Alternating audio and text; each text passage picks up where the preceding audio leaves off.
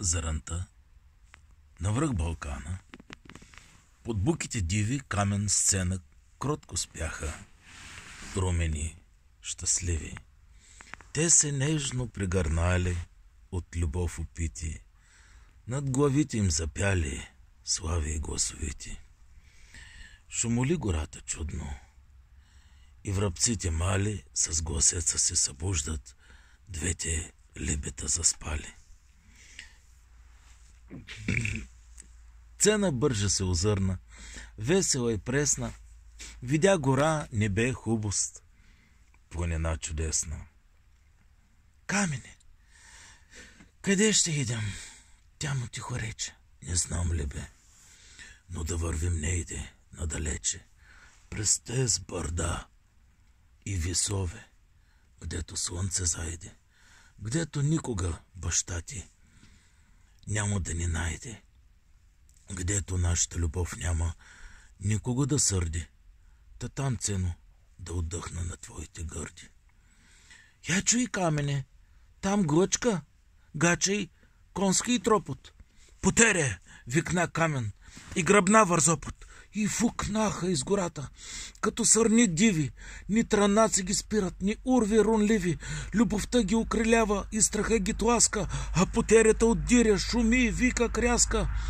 Ала цена от бяк умор на сила се влачи, ту назад се обръща, тук дете плачи.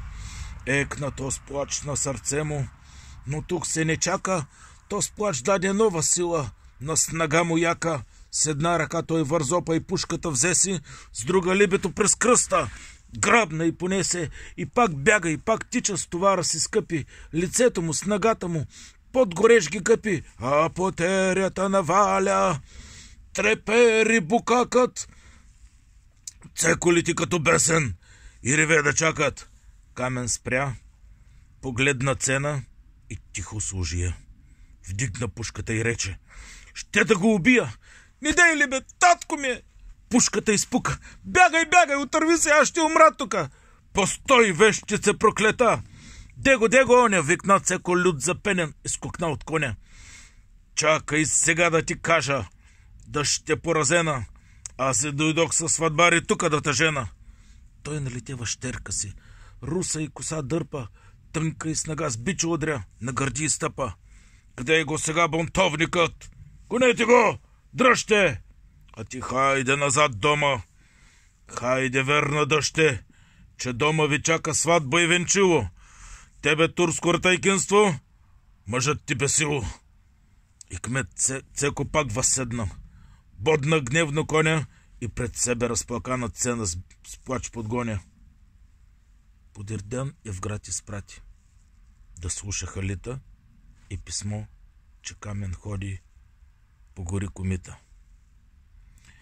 И тъй Цеко зли прокуди тез души, що любят, да се скитат, да се мъчат, догде се погубят.